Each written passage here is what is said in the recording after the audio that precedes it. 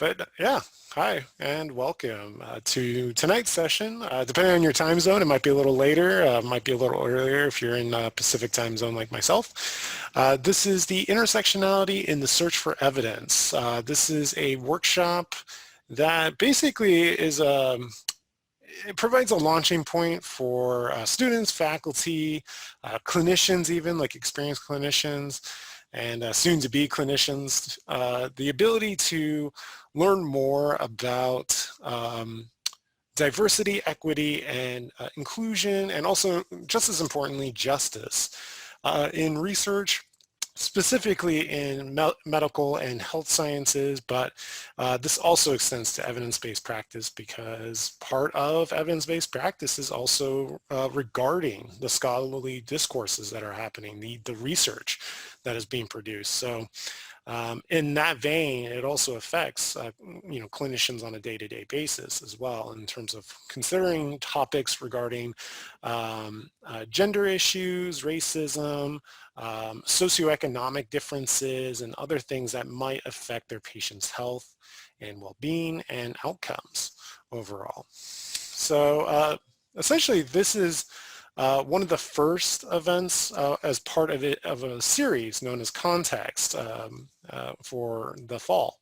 And essentially this series is basically kind of talking about different issues as it regards to gender, to sexual orientation, to class or socioeconomic status, race and ethnicity, and so on, and how those different factors interlace with each other and interact in providing sites of privilege and for some people in terms of their access and their representation in certain settings. In this case, it could be healthcare settings or research settings in particular too. And then also disadvantages, barriers, challenges, and other systemic issues that can manifest in their own access and their own representation and their own contribution or ability to even contribute to these type of discussions and discourses. So yeah, and basically what we're going to tie it all together is with intersectionality. If you don't know what exactly intersectionality is, totally fine. This is what the workshop's kind of for. We'll provide a little bit of a brief overview of what exactly intersectionality means and how you can actually incorporate that into your research practices, into your evidence-based practices, and so on. And yeah, and I guess another thing to do is to introduce myself. The actual person presenting this is, I'm Matthew Chase. My pronouns are he, him. I'm the San Marcos campus librarian for the University of St. Augustine for Health Sciences. This is one of my passions and interests and directions in my research that I often go for when it comes to utilizing intersectionality, especially as a librarian, in terms of finding information, producing information, and being able to sift out what exactly represents certain communities or not. And so this is one of my favorite things to talk about. But full disclosure though is that I am a white cisgender male, straight. Fully employed would be another thing. I'm secure in my own housing and so on. So one of the things to really stress because of that is that I'm not necessarily a representative of the communities that we might be talking about tonight or in the other sessions as well. I do have a lot of privileged positionalities to where I don't necessarily experience a lot of the same issues that we're going to be talking about. But, despite my privileges, it is a responsibility for all of us to really talk about these type of issues and really educate ourselves and promote action. So, this is one of the ways, this is not my only way, and it shouldn't be my only way of really participating in that respect. And definitely, based on how students and how faculty and other members of this community within the university are really needing is these type of sessions to talk about. And I figured this is a really great way of, for the library to really participate in this type of discussion, especially as it regards to information literacy, research, and by extension, evidence-based practice, at least in the regards of, searching the scholarly literature. So yeah, And in that vein too, I want to extend that I would love to hear your own experiences, your own comments, your own thoughts as we kind of go through this. By no means I'm an expert in this. I'm just, also learning as well. But by also learning, I'm able to kind of present about these type of topics, at least in the knowledge spheres that I know of, especially when it comes to information science, information literacy, and so on. But yeah, I would love to hear your experiences. By no means you are required to do so, but yeah, would love to hear your thoughts on these different issues and how we can really advance ourselves. And not just you who's attending here, but also for me as well, as even as a presenter. Again, I'm not necessarily the expert to be, but I do want to share what I have to offer in terms of knowledge, and hopefully to help you out as well. So with that, as you can see on the top of the screen here, there is instructions for menti.com. I'll provide it in the chat again for those who just recently joined.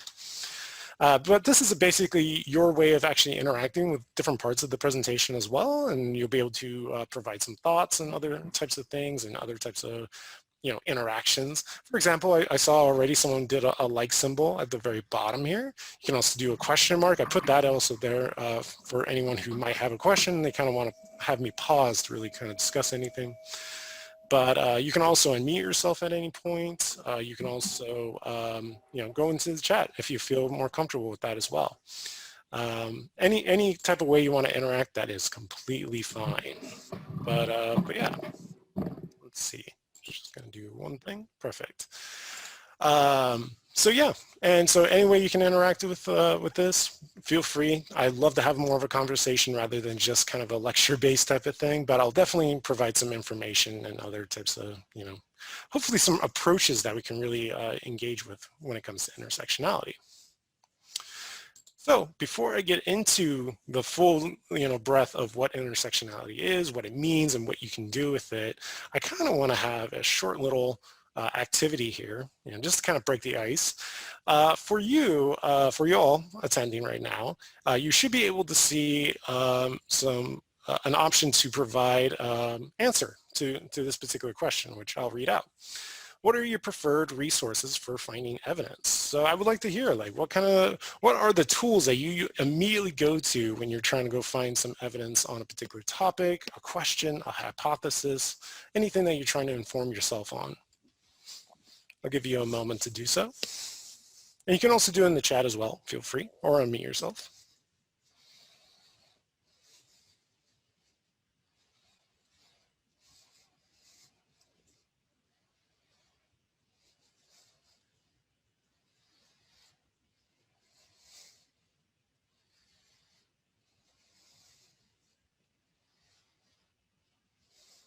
Awesome. Let's see. General search engine. Okay, cool.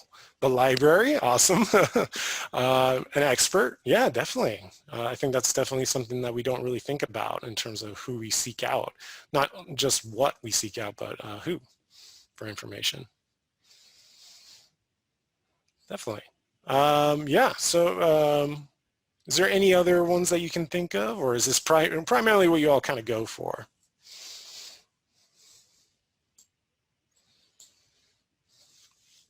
So what I can see from here is that general search engine, yeah, I mean, this can refer to a couple different things depending on what you meant by this. It could be referring to a scholarly type of search engine, such as SearchUSA, which is the search engine on the library website. And I'm sure probably when you're referring to also just generally the library, you're probably referring to that as well. I mean, that is probably the main launching point that we advertise as being where you can do a full exploration into our databases simultaneously rather than having to go through them individually. But yeah, definitely, that's a great source. But you could also be referring to internet search engines, which are like Google, Bing, Yahoo, whatever your preference might be, totally. And with both of those, actually, they can have their own types of issues, and they have it kind of depends on how they were designed and how they were developed, because ultimately they were designed by humans. So and humans are typically flawed. And a lot of times that can also be embedded into the search engines that we use. And sometimes we may not necessarily know that. Or at least we don't consciously acknowledge it all the time when we're doing a Google search. You know, maybe sometimes I'm just having a question of like, you know, how does this happen? And then I go just look up on Google and try to find the first answer that's provided. And I kind of take that as being like, okay, that's the fact that I'm looking for. And maybe not necessarily. But yeah, the library, yeah, definitely. I would definitely, I appreciate someone answering that as well. But yeah, and with the library provides a lot of different types of virtual resources, particularly like as we were discussing, like databases and so on.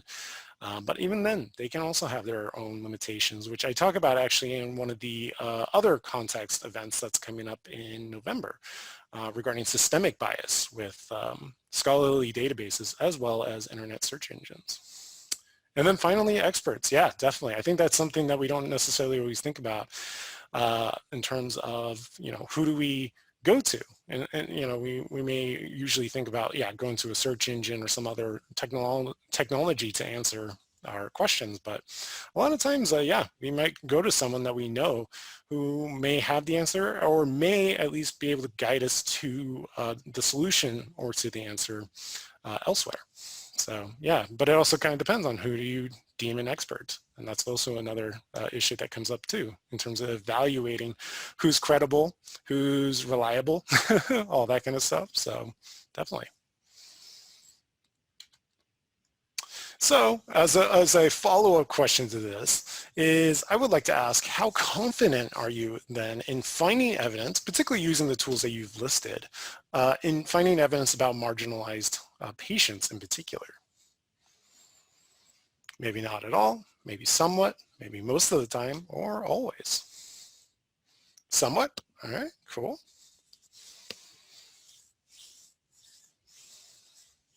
Yeah, okay, so it seems like we're kind of leaning towards somewhat, and I think that's solely legitimate. Oftentimes, that's usually the answer I kind of find. Either than that, it would be not at all. Some have fully acknowledged that they just couldn't find anything regarding their, you know, patient, regarding, you know, particularly when it comes to diverse demographic characteristics beyond white male, cisgender, all that kind of stuff. Basically me in that sense. So, but no, that's great. But there are, as with the somewhat, it's not necessarily in terms of that you just don't have enough knowledge in terms of how to find this type of evidence. It may be just that the tools available to you or even the information itself, the evidence itself, is limited in that sense. And there are different reasons why, and there's systemic and institutional reasons as to why, which is actually part of why this, what we're going to talk about actually. So great, thank you. And then, yeah, just to kind of further contextualize the importance of actually learning about this particular topic is that there are different issues. As I just alluded to, there are systemic issues, there are institutionalized issues to this. And it stems not only in the research practices that we have, but also in the evidence-based practices, because even though the movement for evidence-based practice is definitely a great thing in the sense that it is helping to inform clinicians, practitioners, and other experts in determining best practices and approaches to their, you know, what if it's a patient or a client, you know, and being able to use existing scholarly discourses and other types of research to help enhance that. There are problems within the evidence itself. Mainly, as the first point shows, is that most clinicians are actually finding and using evidence based on research that uses a predominantly white and male population. It's predominantly homogenous in that sense. And we'll actually talk a little bit about that, like why is that the case? In terms of like critical barriers to actually recruiting and retaining diverse populations, or at least populations that are not white, that are not male, at least cisgender male. So yeah, so there's a bunch of different issues. And as a result, though, is that even though our US population, our national population is becoming increasingly diverse, you know, our dependence on this type of evidence, this evidence that is primarily skewed towards a certain type of sample of the population, can actually exclude other populations, namely BIPOC, which stands for Black, Indigenous, People of Color, as well as the LGBTQIA plus communities, from really fully benefiting from clinical intervention, from good quality patient outcomes, and so on. So yeah, there's a lot of different problems that can beset clinicians and then by extension their own patients. And I see in the chat, I think I have more difficulty recognizing the question than being able to find the answer. That's another great point. And especially with intersectionality, that's hopefully will allow you as a framework to illuminate different parts of a question that maybe weren't immediately clear, or at least apparent. And hopefully we can kind of explore that together with this particular session, as well as the other ones if you happen to join those. So definitely, that's a very valid point. So at this point, this kind of gets me right into the meat of it, intersectionality. What is it? What does it mean? And why is it important to know? So basically, I have here a quote from Kimberly Crenshaw about what is intersectionality. Kimberly Crenshaw is actually the person who coined the term intersectionality back in 1989. So it's a relatively recent term, at least in terms of academic jargon or theoretical jargon. But essentially, as I'll read out the quote here just for the sake of it, intersectionality is a lens through which you can see where power comes and collides, where it interlocks and intersects. It's not simply that there's a race problem here, a gender problem here, and a class or LGBTQ problem there. Many times that framework erases what happens to people who are subject to all of these things. And I think that's such an important part and key principle of what makes intersectionality, especially given its own name. It's basically talking about the intersectionality or intersecting of different parts of our identities. Essentially, we carry a lot of different identities when it comes to race, ethnicity, gender, sexual orientation, where we live, our income, our, whether we have housing or not, our employment and what kind of employment, our insurance, all that kind of stuff. They all intermingle. They don't operate all in a vacuum or isolated from each other. They all overlap across each other, interact in different ways. And as a result, our lived experiences, as a combination of all those interacting identities, kind of shapes how we live. And, in the sense that the lived experience of, say, a Black cisgender man is going to be much different from a white trans woman, and how they, experience different, social settings and other types of barriers, particularly, again, when we're talking about in context of healthcare and research. And so we can't necessarily just limit to saying, oh, it is a gender problem or that it's primarily a race-based problem. A lot of the times it's a lot more complicated than that. And intersectionality provides that sort of framework to where you can acknowledge that and actually address those type of issues holistically, in a sense. So it's a really great tool in that sense. Basically, intersectionality actually came about in 1989 because of a paper that Kimberly Crenshaw wrote in response to the legal proceedings of courts, particularly because at the time there was issues erupting about the court experiences of Black women. What they found, or at least what Kimberly Crenshaw was identifying, was that the court literally couldn't recognize that a Black woman could experience a race issue as well as a gender issue in their legal cases. It had to be one or the other. Particularly this was in regards to job discrimination and hiring practices. And essentially what she was kind of demonstrating, Kimberly Crenshaw was demonstrating, was that, it was a combination of both in this sense. And essentially, intersectionality has quickly grown out of the legal scholarship. It still has a great base in there, but it has steadily, encroached into other types of disciplines and fields. ranging from business, education, and so on, and much more recently, the clinical and health sciences. Which has been really exciting to kind of see how clinicians and practitioners and health researchers are really trying to, grapple with those different types of dynamics. But one of the things to really kind of stress too is that intersectionality, even though the term itself is fairly new, like I said, it's only been around for the last like 20, 30 years.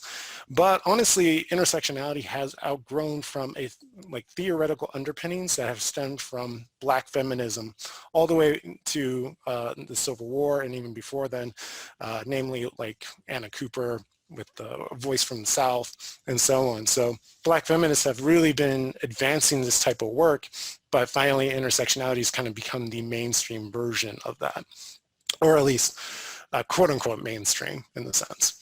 At least something that's in our current consciousness, at least when it comes to social and political dynamics. But yeah, hopefully that kind of explains a little bit about what intersectionality is. If you have any questions, feel free. If you have a question or anything, you can also even do the like symbol on there, the heart, or the question mark, or you can even put your question in the chat or unmute yourself too, just in case I can clarify anything.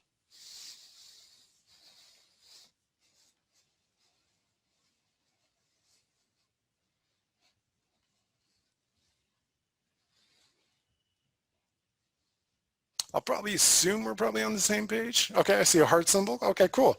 Yeah, I'll assume we're probably on the same page, but we can easily retrace anything as we're talking about this, because essentially what I really want us to kind of get into is, yes, this intersectionality, as a theory is great, but how do I use it? How do we actually, have a practical application of intersectionality in my research, in my evidence-based practice, and so on. So hopefully this is going to, hopefully brainstorm some ways that we can really do that.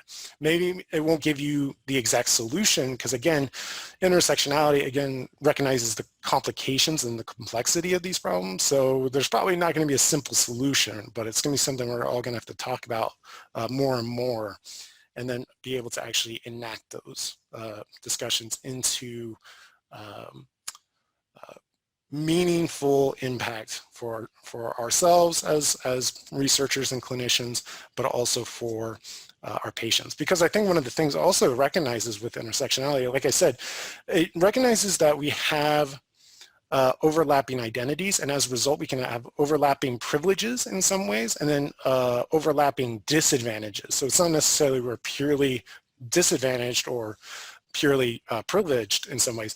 Some people can be, for sure, depending on their lived experiences and their situation, but a lot of us kind of exist within different contexts of that, of terms of like, yeah, we have privileges in some cases, in some ways, but we may have disadvantages in others. Like I said, being a white is, or what I'm wanting to allude to is like, if for a white trans woman, sure, being white has its privileges, especially when it comes to race, but the trans identity can also provide or be embedded with, unfortunately, with these systemic barriers and challenges in that sense too.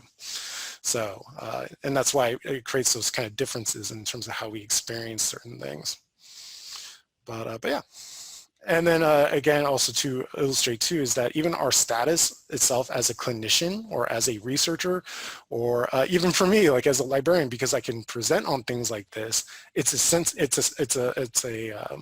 a privileged status, the fact that I can talk about this in its own way. But yeah, so what I like to always kind of put intersectionality in context is kind of acting like a research roadmap.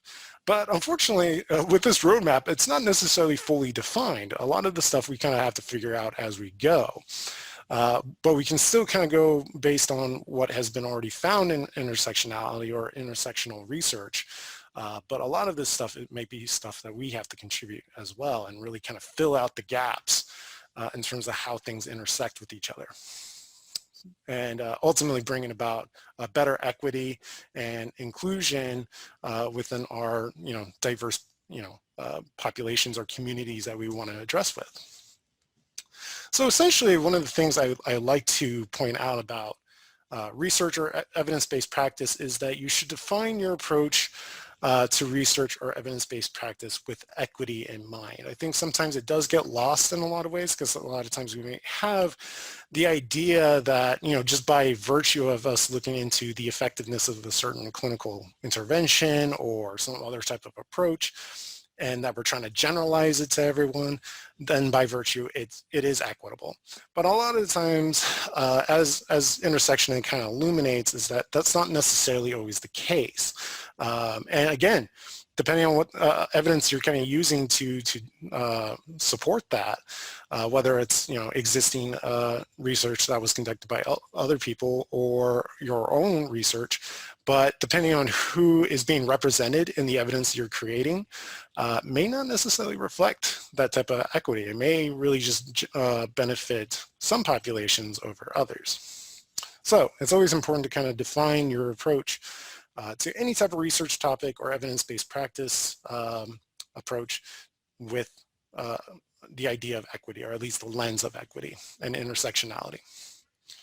Particularly, you should always ask yourself the question, are there any social determinants of health that could shape the experiences and outcomes of a given disease, especially the one you're trying to address with your population? Essentially, what social determinants is referring to is any type of conditions in which people are born or grown into or live in, work, and age through. These circumstances are basically shaped by the distribution of money, power, and resources, and these distributions can happen at a global, a national, or a local context. And basically, a lot of these types of social determinants are responsible for the health inequities that a lot of patients are experiencing. It's basically the unfair and avoidable, I think that's important to note, avoidable differences in health status seen within and between populations, whether we're talking about communities like local communities, cities, states, and even countries. I think that is one of the things to kind of stress, is that with the idea that these are avoidable because they are social. By virtue of being sociable or social in dimension, they can be changed. It just takes work to really change them. But a lot of times we may kind of resign ourselves to the fact that they're kind of just natural, or just the way things are. And I think intersectionality helps to kind of critique that particular mindset. And yeah, essentially, in terms of also asking yourself, how can I really use intersectionality as part of an outcome? And like I said, this is kind of really just drawing back on the fact that, sure, your approach is really for the outcome of bettering the lives of your patients, but maybe not necessarily not all their lives, like every life that you're trying to address. There could be certain people being left out just by virtue of what evidence you're collecting or using to support your practice, or to support your new research or your study, anything like that. So it's important to consider how your outcome itself can be intersectionalized, I guess would be kind of the term for it. And then moving on, unless there's any questions at this point, just making sure. I feel like I'm going through quite a bit, so if you need some time to kind of mull it over, that's totally fine as well. So, but at this point, the question then becomes, especially because we're talking about the outcome and the lived experiences of our patients, or also our research subject, is basically we have to ask ourselves, where does your research subject, or even your patient, when we're talking about evidence-based practice, fit into this roadmap? And essentially, this is kind of what I was leading to when I was talking about how, a lot of the evidence, a lot of the research that we're using is primarily homogenous. And by homogenous, I really just mean that it's primarily white male representation. Particularly, I should stress, cisgender male representation. And so really, if you are coming across with the approach of intersectionality and you really want to incorporate that into your research practices and your evidence-based practices, uh, one of the things to stress here is to be able to involve your patients and even the communities that you're studying in the research process as much as possible. And a lot of this it can really complicate how your research kind of goes, because a lot of the times with research, we kind of view ourselves as being like, because we're a third party as a researcher or as a clinician, or I guess in terms of when we're talking about research, we're just talking about the researcher. But I guess you would be also a clinician. Anyway, essentially, it could perceive as being complicated because the patient or the community themselves are not necessarily, as science would say, objective. They would be biased towards favoring whatever outcomes, that would better them. So there would be that, there's that impression of bias when it comes to involving patients and communities into the actual research process, because as a researcher, your role is supposed to be objective. You're supposed to be kind of like this third party, presence, observing a phenomenon, right? But unfortunately, that's not necessarily the case, because, as I said, even by virtue of being a researcher, your status is inherently privileged. You get to tell the story of the patients and the communities that you are researching. Or as even a clinician, you're kind of determining, in some cases, life and death of your patient based on what decisions you make as a clinician. And so a lot of the power, which in this case means a lot of the autonomy and decision-making, is held onto you. And even as a researcher, yeah, you're going to be determining how the final write-up of the research is, how the methodology kind of goes, the criteria, how you define certain concepts, namely about like gender, race, and all that. You typically are the one operationalizing that as a researcher. But the problem is that sometimes the way you approach the study may not be fully representative of your patient or the community, particularly in terms of how they would describe themselves, maybe in terms of race or ethnicity or whatever other type of identity that they have. And so it's important to kind of really involve them. Another variety of issues that can come about, it kind of depends on what population you're looking into. Namely, with like indigenous populations, for example, they often have their own IRB processes. And if you're not really being respectful of that, that can cause a lot of issues, especially for certain tribal nations. And another thing too is like certain methodologies, particularly with indigenous communities, they highly value oral evidence, storytelling through oral traditions. But unfortunately, and by no fault of theirs, it would actually be the fault of researchers historically and contemporarily have abused that type of knowledge and traditions and methodology at the expense of the indigenous communities themselves. So it's important to consider that. Even LGBTQIA plus communities, the terminology that a lot of the community uses to describe themselves kind of varies a lot. So if you're trying to create this like comprehensive umbrella term for all of them, you may not necessarily be capturing your population accurately. So that's another issue. So sometimes you may want to involve your patient or community to really get that type of knowledge, that insider knowledge that you would otherwise miss out if you were just to remain this kind of like solitary, quote unquote, objective third party. And then, but as I've also mentioned, there are critical barriers to recruiting diverse participants in research. This has actually been quite often documented, especially in health sciences, and particularly when it comes to controlled trials. That has been a noted particular issue because there are different types of factors that are kind of involved, namely because of a lot of patients and research subjects have, especially if we're talking of color or LGBTQI+, so on, have understandably a lot of mistrust when it comes to the research field.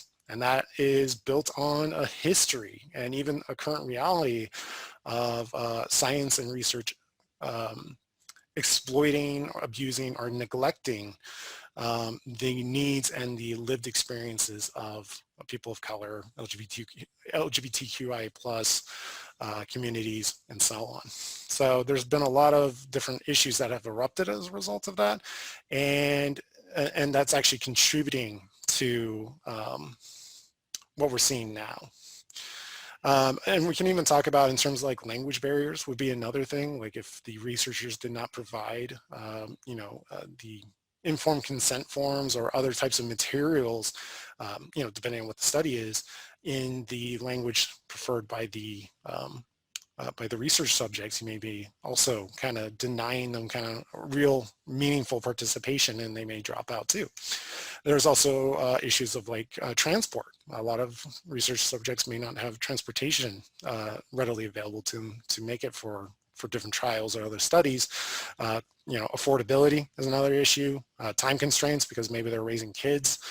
Other things can totally result. And unfortunately,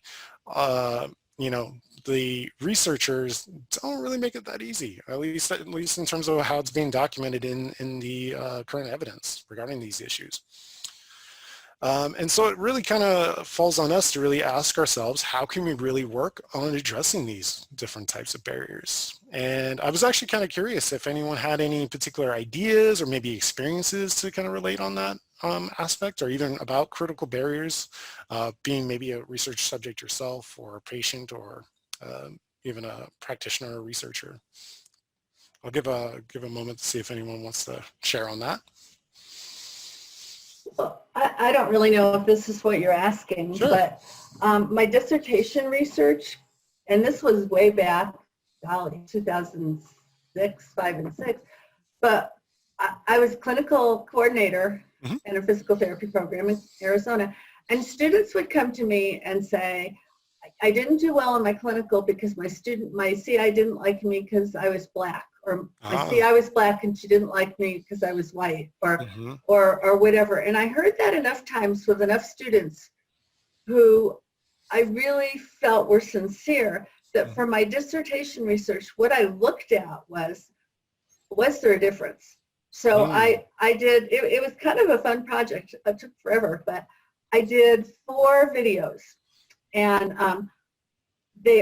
each of these students, and I used a simulated patient and actors for the students, each one of the students touched the patient the same way. The treatment was exactly identical.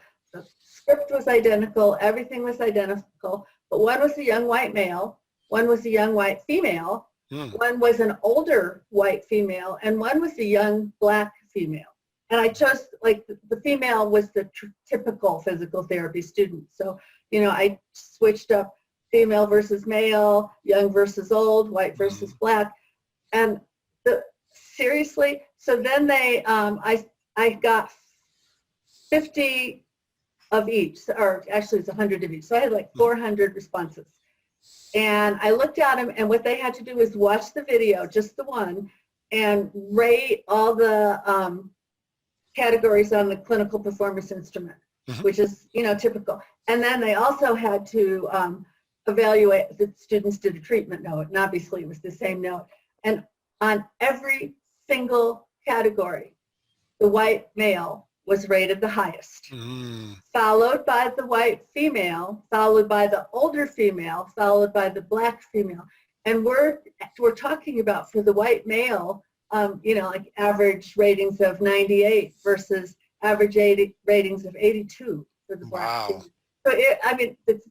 So I looked into it, and again, this was 15 years ago, but it still haunts me. And I don't honestly believe things have changed that much from what I see in the clinic. And that's just my experience. Other people may be different, but, and that's why I said, I don't always know what the questions are I have to ask, let alone how to, because I'm not, I've not lived the experience of the Black female, or, well, the older person, yes. And I do, and I have a lot to say about that. But Yeah, it's kind of heartbreaking to me. Yeah, no, totally. No, my heart goes out to the students, unfortunately, who are experiencing that. And I think that's just another level of how these type of issues when it comes to like racism and so on Mhm. are really influencing not just like in terms of practitioner-patient interactions, but even just like practitioner and even other Mhm. practitioners, right? Or even just Right. students and so on. So you know, those experiences unfortunately are gonna shape how those practitioners are gonna come up. And I know I've been kind of recently reading about a little bit of literature about how you know, practitioners of color, LGBTQIA identifying, have experienced similar types of, Mhm. you know, discrimination and other types of stigma and other types of issues from their fellow practitioners or supervisors and so on. So, you know, yeah, that's totally another level to how this kind of operates. And I definitely agree with you. It's probably not improved all that much since even to now. And actually relating back to your comment actually before about, you know, having difficulty finding the question or recognizing the question, then being able to find the answer. I think maybe this is also where it kind of comes into involving the patients in the community, because they might be able to provide certain types of perspectives that, you know, like you said, because maybe you don't necessarily live their experience, but, you know, because they do, they can provide a little Yeah. bit more insight in terms of cultural differences, like maybe certain methodologies, like I was kind of mentioning with Indigenous, how they kind of perceive certain, you know, oral traditions as regards to oral type of methodologies, or I had another one in my head about another type of difference, but yeah, totally. No, I love you for sharing that. Thank you. You know, I'd really like to repeat that study now. Yeah, It it was quite detailed, but you know, it might be worth doing again. yeah, totally. Well, if you need a literature search request, let me know. Yeah, well, I'm even thinking, you know, at this point, I mean, it was like there are other, at that point, like gender issues weren't Hmm. very prevalent. And I've been trying to figure out how I could replicate that in this type of study, and I haven't figured it out yet. So if you, if you want to work together on a study, just let I'd me be know. interested. Yeah, totally. Yeah, I'd be down for it. Yeah. Just let me know. Yeah, but yeah, thank you again for sharing that. I think that just puts another layer to this whole discussion about like what problems are arising within the health professions at different levels. Again, like whether it's to do with practitioner slash patient interactions, researcher slash research subject interactions, and then even practitioner type of interactions and with students as well. So, but yeah.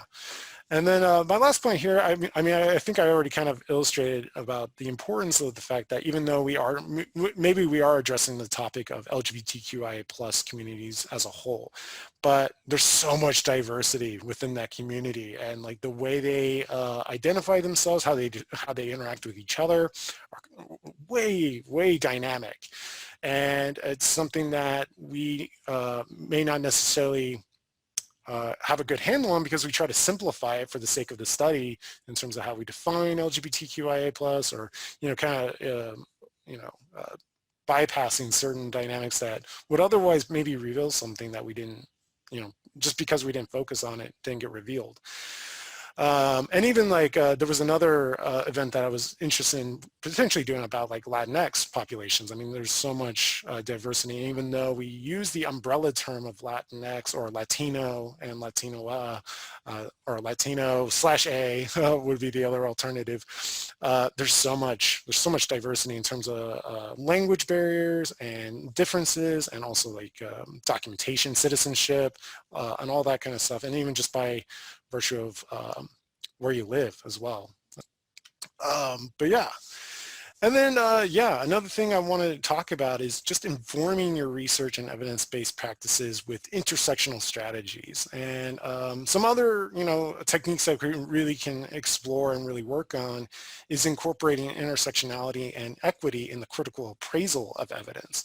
So, you know, as I've talked about quite a bit here already about, you know, the relatively homogeneous population samples that are collected in a lot of clinical and health sciences research. One of the things that we often talk about is, even as librarians or even, you know, for faculty teaching to their students, is we talk about, you know, the critical appraisal of evidence and being able to identify what is reliable, what is, you know, high quality and so on.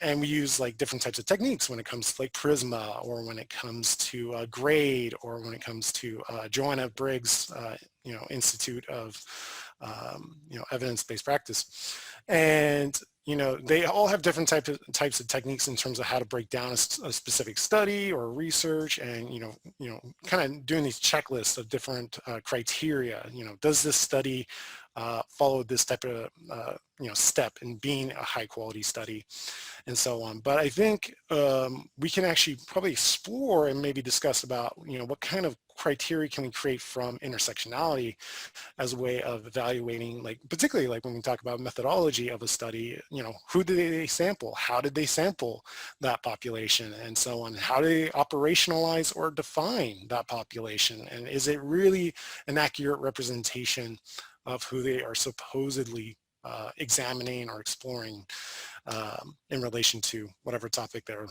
doing. So I think that's another thing that we can definitely talk about more. There hasn't been, at least from what I've seen, any particular criteria that's been built, but it's been something that was proposed in the literature, and it kind of excites me kind of thinking about like how can we really work on that angle. And particularly also answering, you know, like exploring and hopefully answering the question, how does a particular modality or a treatment impact different communities and populations? And assessing that treatment or intervention with an equity approach. And essentially what I'm talking about here is that a lot of times, especially when we talk about critical appraisal, it's usually referring to quality of the evidence, and then therefore the quality of the intervention in itself, like particularly the effectiveness for that. But what the critical appraisal may be missing out though is equitable type of quality. You know, does the impact of that modality really spread out to different types of populations? Particularly, there's actually, I have an example too, is that there is a common seizure medication. It's very long term, so I'm not even going to try pronouncing it. But essentially, it's commonly used to treat seizures and like epilepsy.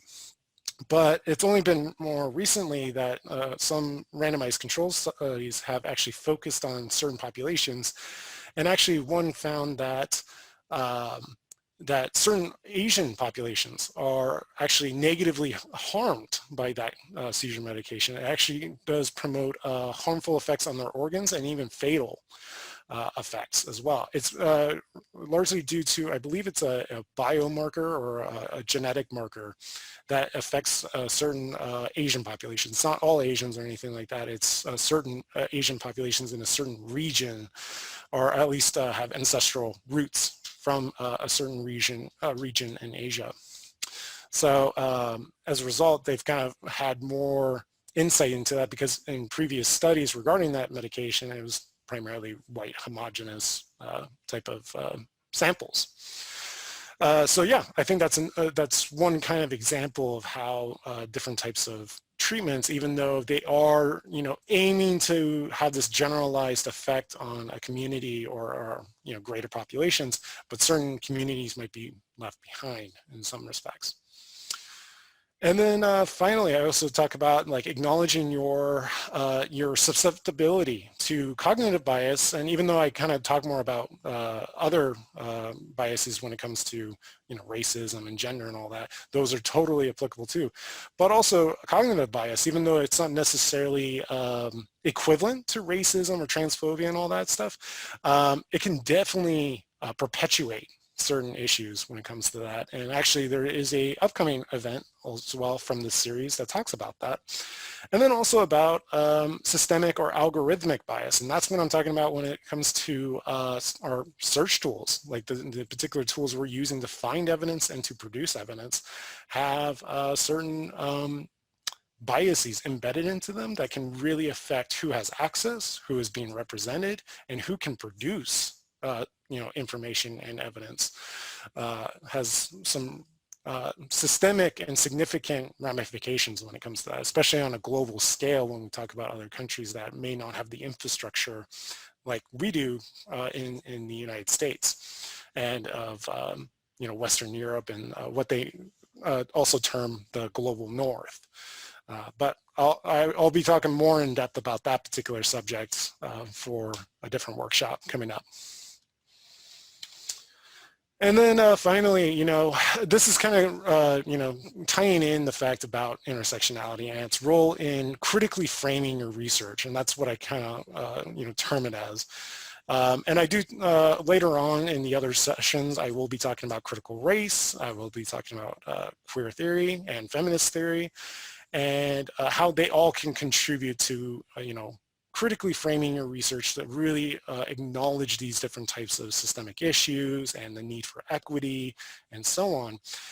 And even though I will be talking about these somewhat separately in the sessions, like each session will be kind of, focus on each one, ultimately though they all kind of tie together, and a lot of them, they all pretty much tie in with the theme of intersectionality, that even though critical race theory, primarily focuses on issues of racism and so on, and the need for anti-racist praxis. And queer theory talks about, heteronormativity and the issues that regard that, and the need to dismantle it. And then also feminist theory, which, talks more about, gender inequities, particularly between men and women. All of them have grown into within the sphere of intersectionality, that they all kind of acknowledge each other, they interact with each other in different ways to really help inform, so that way they're not just solely focused on race or solely focused on LGBTQIA+, but they all have something important to say in this discourse or this dialogue that we're having. And I kind of like this quote by Audre Lorde, who actually was a librarian earlier on in her career, but she was also a great writer and so on, particularly when it came to social issues. And one of the quotes I really love about Audre Lorde is, "There is no such thing as a single issue struggle, because we do not live single issue lives." And I think that's such a powerful statement, and I think it's so reflective of not only this session, but also, the way we experience life, especially in society. So, and I think it has a defining attitude to how we should approach research, to how we should approach evidence-based practice, not only for our patients, but as we kind of talked about, even for ourselves, for our emerging soon-to-be clinicians and practitioners and researchers. So, and even for librarians, there's a lot of work for us to do as well on our fields. There's a lot of different types of issues that we need to address, and when it comes to how we organize information, how we help you organize, find information. These are things that we need to address too, and that's kind of where I'm hoping to put my role in there too. But yeah, is there any lingering thoughts, any questions that you might have? You can either use the Menti, you can unmute yourself at this point, or in the chat as well. Happy to hear anything. This was great. I mean, it just made me think about, like I said, just being pretty much white bread and mayonnaise myself. I don't always realize, and so unless a student says to me, well, I'm having this issue because, then I know what the question is. But like you said, I don't always know the questions because it's not an experience I've ever lived. Yeah, totally. Yeah, go for it. No, but that's just, that's kind of why I'm doing so many of these seminars, is trying to figure it all out. Yeah, no, I'm glad to hear that. And yeah, I think that is definitely a first step to really being more informed, being a lot more knowledgeable about these type of topics and themes, and then we can really explore and discuss, like, how can we really put this into practice? How can we really put this into action? So to help everyone really.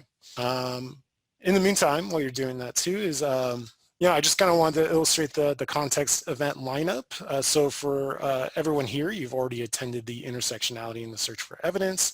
And just to kind of reemphasize that there will be the How to Be an Anti-Racist Researcher coming up next on October 5th. It's going to be the same time, it's going to be on a Tuesday. So if you're able to make it, that's awesome. And then all these other ones are also on a Tuesday at 5 o'clock for Pacific time. Actually, I should stress too. If it's Central, it would be 7 o'clock. Eastern would be 8 o'clock. But yeah, and then we also have Researching Beyond the Binary for LGBTQIA plus communities. We have Feminist Perspectives, Cognitive Bias, which I've kind of alluded to, and then also Systemic Bias. They're all kind of optional, so I definitely encourage you to, sign up for any ones that you're potentially interested in or able to attend. I definitely will love to see you there. But yeah, thank you so much, everyone, for having this great conversation about this really important topic. And I really love talking about this topic. So even beyond this event, you can totally talk to me at any point. I love talking about it, even just in side conversations. So, but yeah, thank you so much, everyone.